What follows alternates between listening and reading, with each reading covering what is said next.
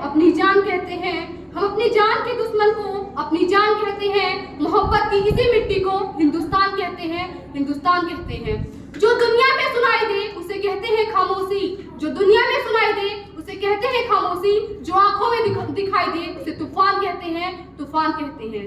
जो ये दीवार का सुराख है साहब, जो ये दीवार का सुराख है, चाइना, अमेरिका, पाकिस्तान साजिशों का हिस्सा है, मगर हम इसे अपने घर का रोशनदान कहते हैं, रोशनदान कहते हैं। परम सम्माननीय अतिथि महोदय, प्रबंधक महोदय एवं समस्त शिक्षकगण एवं सभा में उपस्थित सभी गणमान्य व्यक्तियों को मेरा सादर प्रणाम।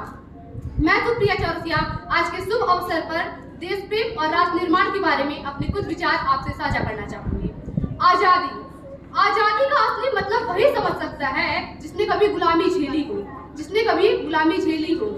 यूं तो आजादी के लिए 1857 में ही जल चुकी थी, जो वर्षाव बनकर 1947 में हमारे भारत को आजाद कराई, हमारे भारत को आजाद कराई। इसके बाद ऐसा हालात पैदा हो जाने के बावजूद एक माँ अपने फौजी बेटे को सरहद पर भेज दिया करती थी दुश्मनों को धज्जियां उड़ाने के लिए, दुश्मनों की धज्जियां उड़ाने के लिए, और पत्र लिखकर भेजती थी कि अम्मा ने खत लिखा है बड़े ही चाव से, अम्मा ने खत लिखा है बड़े ही चाव से, पुत्र मेरे ना घबराना, एक इंच भी पीछे ना हटना, चाहे इंच इंच कट जाना, चाहे इंच इंच कट जाना।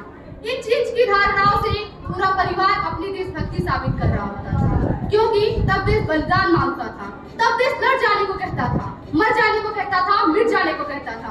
आज देश बलिदान नहीं मांगता, आज देश लड़ जाने को, मर जाने को, मिट जाने को नहीं कहता, क्योंकि उस दौर की यही कसौटी थी, उस दौर की तुम जो मिले तो